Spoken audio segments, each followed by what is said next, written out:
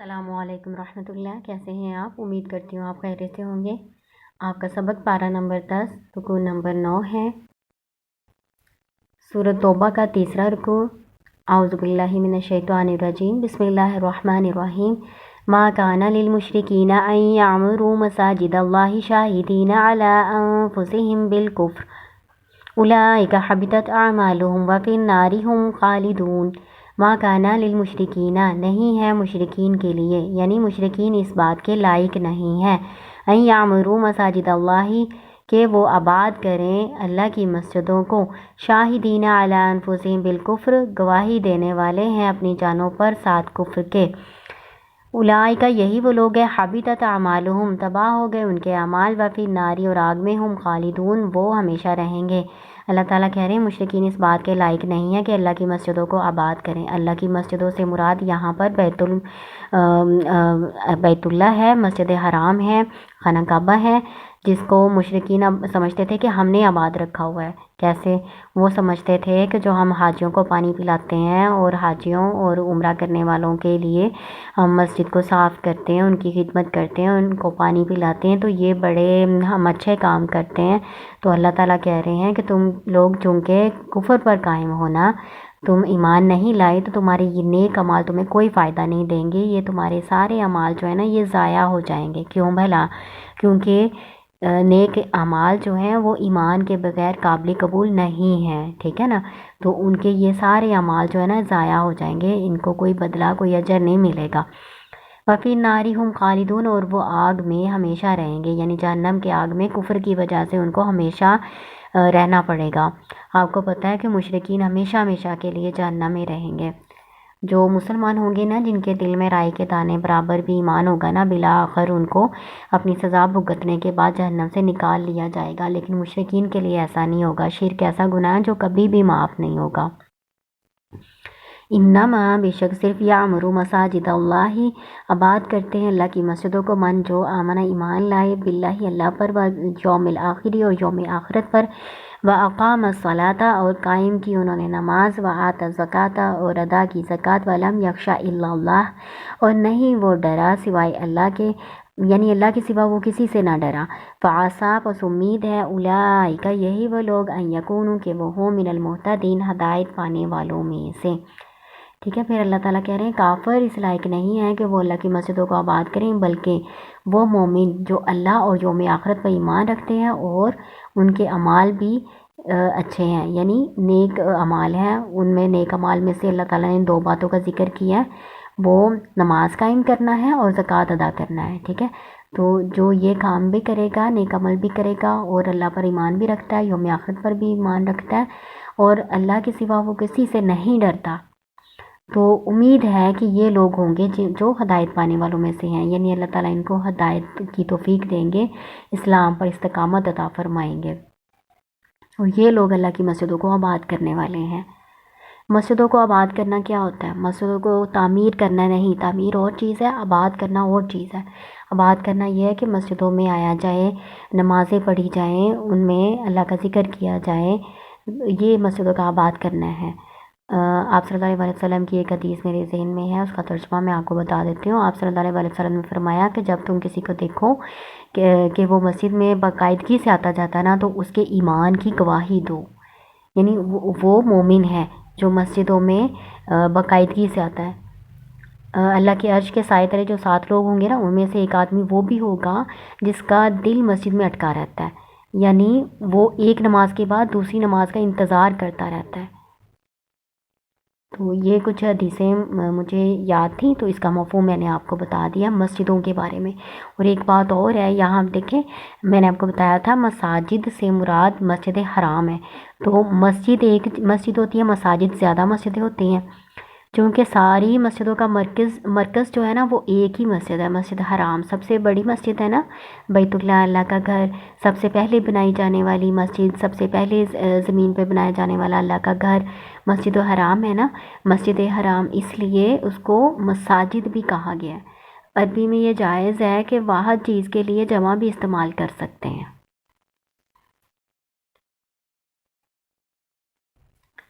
अजअल्तुम सिकायतल हाजी व इमारतल मस्जिदिल हरामी कमन आमन बिल्लाहि वल यौमिल आखिर व जाहद फी सबीलिल्लाह ला यस्तवूना इंदल्लाह वल्लाहु ला यहदिल कौमज़ ज़ालिमीन।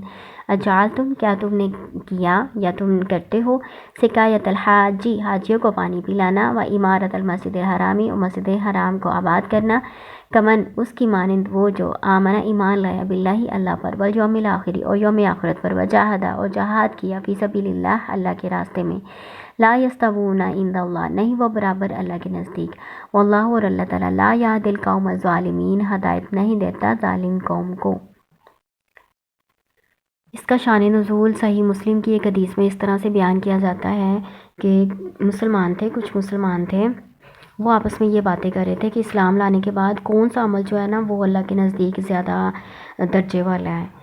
तो कुछ लोग कह रहे थे कि हाजियों को पानी पिलाना जो है वो सबसे बड़ा अमल है। कुछ लोग कह रहे थे मस्जिद हराम को आबाद करना बड़ा फजीलत वाला अमल है। कुछ लोग कह रहे थे कि अल्लाह के रास्ते में जहाद करना जो है ना वो अल्लाह ताला को सबसे ज़्यादा अमल पसंद है। तो हज़रत उमर रज़ी अल्लाह तआला ने उनको देखा कि इस तरह की ये तकरार कर रहे हैं और बातें कर रहे हैं, तो हज़रत उमर रज़ी अल्लाह तआला ने उनको डांटा। फिर ये लोग कहते हैं हम नबी सल्लल्लाहु अलैहि वसल्लम के पास गए और उनको अपनी गुफ्तगू के बारे में बताया, तो आप सल्लल्लाहु अलैहि वसल्लम ने ना फिर ये आयत जो है ना ये उस वक़्त आयत नाज़िल हुई थी, तो फिर आप सल्लल्लाहु अलैहि वसल्लम ने ये वाली आयत उनको बताई थी। ये मैं आपको मफ़हूम बता रही हूँ, सही मुस्लिम की जो हदीस है ना उसका मफ़हूम बता रही हूँ। वो इस आयत के बारे में ना शान नज़ूल ये बयान किया हुआ है कि कुछ लोग ना इस तरह की बातें कर रहे थे, तो उस मौका पे ये आयत नाज़िल हुई थी कि सबसे बड़ा जो अमल है ना वो अल्लाह और यौम आखिरत पर ईमान रखना है और अल्लाह के रास्ते में जहाद करना है। और ये जो नेक अमल हैं ये तो बाद की बात है ना, सबसे बड़ा जो अमल अल्लाह ताला को पसंद है ना वो ईमान है और जहाद है, इसके बराबर कोई भी अमल नहीं हो सकता। वो फिर अल्लाह ताला कह रहे हैं अल्लाह ताला ज़ालिम कौम को हदायत की तौफीक नहीं देता। ज़ालिम कौम से मुराद यहाँ पर मुशरिक है। सबसे बड़ा जो जुल्म है ना वो शिरक है।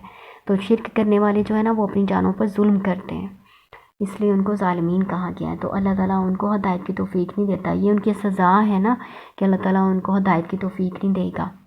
अल्लाह जीना वो लोग जो आमन ईमान ले, वहाजर वो जहाद और हिजरत की, वजाहद और जहाद किया, फ़ी सबीलिल्लाह, अल्लाह के रास्ते में, बेअमवालिहिम, अपने मालों के साथ, वअनफुसिहिम, और अपनी जानों के साथ, आज़मु, अज़ीम, बड़ा, दरजतन, दर्जा, इंदल्लाह, अल्लाह के नज़दीक। अल्लाह ताला कह रहे हैं वो लोग जो ईमान लाए और हिजरत की और जहाद किया अल्लाह के रास्ते में, अपनी माल के साथ भी और अपनी जान के साथ भी, आज़मु, बड़ा दर्जा है, इंदल्लाह, अल्लाह के नज़दीक। अब अल्लाह ताला बता रहे हैं कि इस्लाम में किन चीज़ों का या कौन से नेक अमाल का ज़्यादा बड़ा सवाब है, ज़्यादा बड़ा दर्जा है, वो अल्लाह ताला बता रहे हैं ईमान, फिर हिजरत और फिर जहाद। जहाद में माल के साथ भी जहाद है और जान के साथ जहाद, दोनों का अल्लाह ताला ने यहाँ पे ज़िक्र किया हुआ है। वउलाइका हुमुल फाइज़ून, और यही वो लोग हैं वो जो कामयाब होने वाले हैं। तो आपने क्या पढ़ा है, अल्लाह ताला ने कहा है कि जो ईमान लाते हैं और जो हिजरत करते हैं और जहाद करते हैं अल्लाह के रास्ते में अपने मालों और अपने जानों के साथ, तो उनके लिए फिर बड़ा दर्जा भी है और वो कामयाब भी हैं। ठीक है ना। तो आपने अब देखना ईमान तो हम अकीदे के लिहाज से तो हम ठीक है, अकीदा तो हमारा ठीक है। ईमान से मुराद बात मानना भी होता है, जो अल्लाह की अताअत करेंगे ना, अल्लाह की बात मानेंगे और हिजरत करेंगे। हिजरत उस वक़्त तो ज़रूरी थी, है ना, मक्का से मदीना हिजरत करना उस वक़्त लाजमी थी, ज़रूरी थी। फ़तह मक्का के बाद हिजरत ख़त्म हो गई, लेकिन हिजरत से मुराद आज हम क्या लेंगे कि अगर आज भी हम किसी ऐसी जगह पर रह रहे हैं जहाँ पे इस्लाम के असूलों के मुताबिक ज़िंदगी गुजारने नहीं दिया जा रहा, तो हम वहाँ से हिजरत करेंगे। ठीक है। और दूसरा हिजरत का मफ़हूम ये भी है कि अपने गुनाहों को छोड़ देना, गुनाहों को छोड़ देना भी हिजरत कहलाता है ना। तो आज हिजरत इस तरह से हो सकती है। और फिर आपने जहाद का पढ़ा, जहाद में अल्लाह ताला ने दो तरह से जो जहाद होते हैं ना उसका ज़िक्र किया है, एक माल के साथ जहाद और एक जान के साथ जहाद का ज़िक्र किया है। माल के साथ जहाद कैसे कर सकते हैं कि कोई जहाद करने जा रहा है उसकी माली इमदाद कर दें, माली तौर पर उसकी मदद कर दें, उसके घर वालों की खबरगिरी करें उसके पीछे, है ना, اپنا مال اللہ کے راستے میں لگائیں، اللہ کے دین کی سربلندی کے لیے اپنا مال لگائیں، یہ مال کے ساتھ جہاد ہو جائے گا۔ اور جان کیسے لگانی ہے؟ ایک تو آپ قتال کریں گے نا، جہاد کریں گے، تلوار کے ساتھ جہاد کرنے جائیں گے، یہ بھی جان لگانا ہے اللہ کے راستے میں۔ اور باقی اللہ کے راستے میں اپنی جسمانی ذہنی قوتیں طاقتیں اپنی اللہ کے راستے میں اللہ کے دین کی سربلندی کے لیے آپ لگائیں گے نا، یہ جان کے ساتھ جہاد ہو جائے گا، ہے نا۔ تو جو یہ کام کرے گا نا، اس کے ان کاموں کے، ان نیک اعمال کے بڑے درجے ہیں اللہ کے پاس، اور وہ لوگ کامیاب بھی ہوں گے جو مال اور جان کے ساتھ جہاد کرتے ہوں، ہجرت کرتے ہیں اور ایمان رکھتے ہیں۔ اور اللہ تعالیٰ نے ان کا انعام بھی بتایا اگلی آیت میں کہ ان کو خوشخبری ہے اللہ کی طرف سے رحمت بھی، اور اللہ کی طرف سے رضا بھی، اور اللہ کی جنت کی بھی خوشخبری، ٹھیک ہے نا۔ یہ اتنا انعام ان کو ملے گا۔ پھر یبشرہم ربہم، خوشخبری دیتا ان کو ان کا رب، رحمت منہ، اپنی طرف سے رحمت کی، ورضوان اور رضا، وجنات لہم، اور ان کے لیے جنتیں فیہا، اس میں، نعیم و مقیم، نعمتیں ہوں گی رہنے والی، باقی رہنے والی، قائم رہنے والی۔ رضوان سے مراد اللہ تعالیٰ کی رضا ہے۔ اللہ تعالیٰ اعلان کریں گے کہ آج کے بعد وہ کبھی بھی کسی سے ناراض نہیں ہوں گے، اللہ تعالیٰ سب سے راضی ہو گئے۔ تو اس وقت جنتیوں کو اتنی خوشی ہوگی کہ اللہ تعالیٰ اب ہم سے کبھی ناراض نہیں ہوں گے۔ خالدین فیہا ابدا، ہمیشہ ہمیشہ وہ اس میں رہیں گے۔ ان اللہ، بے شک اللہ تعالیٰ، عندہ، اس کے پاس، اجر عظیم، اجر ہے بڑا۔ یا ایھا الذین آمنوا، اے ایمان والو، لا تتخذوا آباءکم و اخوانکم اولیاء ان استحبوا الکفر علی الایمان۔ یا ایھا الذین آمنوا، اے ایمان والو، لا تتخذوا، نہ تم بناؤ، آباءکم اپنے باپوں کو، و اخوانکم اپنے بھائیوں کو، اولیاء دوست، ان استحبوا، اگر وہ پسند کریں، کفر کو، علی الایمان، ایمان پر، یعنی اگر یہ تمہارے رشتہ دار کفر کو پسند کرتے ہیں، ایمان قبول نہیں کرتے، تو وہ پھر تمہارے باپ یا بھائی نہیں ہیں، تمہارا ان سے کوئی تعلق رشتہ نہیں ہے، تم ان سے کوئی دوستی نہ لگاؤ۔ وَمَن يَتَوَلَّهُم مِّنكُمْ فَأُولَٰئِكَ هُمُ الظَّالِمُونَ، اور جو کوئی ان سے دوستی لگائے گا تم میں سے، فَأُولَٰئِكَ، پس یہی وہ لوگ ہیں، هُمُ الظَّالِمُونَ، وہ جو ظالم ہیں، یعنی اللہ کی نافرمانی کرنے والے ہیں۔ آپ کو پتہ ہے کہ جو اسلام لے آتا ہے نا، اس کا پھر کافروں سے رشتہ ختم ہو جاتا ہے، تو اللہ تعالیٰ نے یہاں بھی نا ان کو دوستی کرنے سے ان سے منع کیا۔ قل ان کان آباؤکم و ابناؤکم و اخوانکم و ازواجکم و عشیرتکم و اموال اقترفتموها و تجارت تخشون کسادها و مساکن ترضونها احب الیکم من اللہ ورسولہ و جہاد فی سبیلہ وتربصوا حتی یأتی اللہ بامرہ۔ کل کہہ دیجئے، ان اگر، کانا ہے، آباؤکم تمہارے باپ، و ابناؤکم تمہارے بیٹے، و اخوانکم تمہارے بھائی، و ازواجکم تمہاری بیویاں، و عشیرتکم اور تمہارے کنبے قبیلے، و اموال اقترفتموہا اور مال وہ جو تم نے کمائے ہیں، و تجارت اور تجارت، کاروبار، تخشونا تم ڈرتے ہو، کسادہا اس کے مندہ ہونے سے، ان کے مندہ کہتے ہیں گھاٹے میں جانا، یعنی تمہاری وہ تجارت کاروبار جن کے مندہ ہونے سے، جس کے گھاٹے میں جانے سے تم ڈرتے ہو، وَمَسَاكِنُ تَرْضَوْنَهَا، تمہارے وہ گھر، مساکن کہتے ہیں رہنے کی جگہ، گھر یا حویلیاں، ترضونہا تم اس کو پسند کرتے ہو، احب الیکم زیادہ پسندیدہ ہے تمہاری طرف، من اللہ اللہ سے، ورسولہ اور اس کے رسول سے، وجہاد فی سبیلہ اور اس کے راستے میں جہاد کرنے سے، فتربصوا پس انتظار کرو، حتی یہاں تک کہ یاتی اللہ بامرہ، لے آئے اللہ تعالیٰ اپنا حکم۔ عطا یاتی کے ساتھ جب آئے گا نا تو پھر اس کا ترجمہ لے آنا کریں گے۔ واللہ اور اللہ تعالیٰ لا یہدی القوم الفاسقین، ہدایت نہیں دیتا قوم نافرمان کو۔ اس آیت میں نا اللہ تعالیٰ کہہ رہے ہیں کہ تمہارے باپ، بیٹے، بھائی، رشتہ دار، کنبے قبیلے، یہ سارے جن سے انسان کو بڑی محبت ہوتی ہے، اس کے علاوہ مال ہے جو انسان نے بڑی محنت سے کمایا ہوتا ہے، پھر تجارت کاروبار جس کو انسان نے بڑی مشکل سے سیٹ کیا ہوتا ہے، اور اس کے مندہ ہونے سے، یعنی اس کے گھاٹے میں جانے سے اس کو خوف ہوتا ہے کہ کہیں مندہ نہ پڑ جائے، ضائع نہ ہو جائے اس کا مال اور اس کی محنت، تو اس کی اس کو بڑی فکر ہوتی ہے، اور گھر جو اس نے بڑی محبت سے پیار سے بنایا ہوتا ہے وہ اس کو بہت پسند ہوتے ہیں۔ تو اللہ تعالیٰ کہہ رہے ہیں یہ ساری چیزیں اگر تمہیں اللہ اور اس کے رسول سے زیادہ پیاری ہیں، اور اللہ کے راستے میں جہاد کرنے سے زیادہ پیاری ہیں نا یہ ساری چیزیں، تو پھر انتظار کرو یہاں تک کہ اللہ تعالیٰ اپنے حکم کو لے آئے۔ یہ ساری چیزیں ان کی محبت کوئی بری نہیں ہے نا، اللہ تعالیٰ نے ان کو برا نہیں کہا، لیکن اگر یہ ساری محبتیں اللہ اور اس کے رسول کی محبت پر غالب آ جاتی ہیں تو پھر یہ ناپسندیدہ اور اللہ کی ناراضگی کا باعث بنتی ہے، ورنہ نہیں ہے۔ یہ ویسے مذموم نہیں ہے، ظاہر ہے ہر کسی نے محنت کی ہوتی ہے، یا یہ جو رشتہ دار ہوتے ہیں یہ بہت پیارے ہوتے ہیں، تو یہ جو چیزیں انسان نے بڑی مشکل سے سیٹ کی ہوتی ہیں، کمائی ہوتی ہیں، یہ بھی بہت پیاری ہوتی ہیں انسان کو، اور ان سے محبت بھی کی جاتی ہے، لیکن کسی بھی چیز کی بھی محبت نہ اللہ اور اس کے رسول کی اطاعت کے راستے میں رکاوٹ نہ بنے، پھر وہ چیز غلط ہوگی، ٹھیک ہے نا۔ تو یہاں پہ اسی کے اللہ تعالیٰ نے بیان کیا ہوا ہے۔ میں آپ کو کچھ حدیثیں بتا دیتی ہوں۔ ایک دفعہ آپ صلی اللہ علیہ وسلم نے نا حضرت عمر رضی اللہ تعالیٰ عنہ سے فرمایا کہ کیا میں تمہیں محبوب ہوں، کیا میں تمہیں ہر چیز سے محبوب ہوں؟ تو حضرت عمر رضی اللہ تعالیٰ عنہ نے کچھ تھوڑی دیر سوچا، پھر کہا کہ آپ مجھے ہر چیز سے محبوب ہیں سوائے اپنے نفس کے، یعنی اپنی جان سے مجھے زیادہ عزیز نہیں ہے آپ، باقی آپ ہر چیز سے عزیز ہیں۔ تو آپ صلی اللہ علیہ وسلم نے کہا پھر تم ابھی مومن نہیں ہو، کیونکہ تم اس وقت تک مومن نہیں ہو سکتے جب تک میں تمہیں تمہاری جان سے بھی زیادہ محبوب نہ ہو جاؤں۔ تو پھر حضرت عمر رضی اللہ تعالیٰ نے کہا بس اللہ کی قسم اب آپ مجھے اپنی جان سے بھی زیادہ محبوب ہیں۔ تو آپ صلی اللہ علیہ وسلم نے فرمایا اے عمر رضی اللہ تعالیٰ عنہ اب تم مومن ہو۔ یہ صحیح بخاری کی حدیث کا ترجمہ میں آپ کو بتا رہی ہوں، مفہوم بتا رہی ہوں، یہ اس طرح سے ہے۔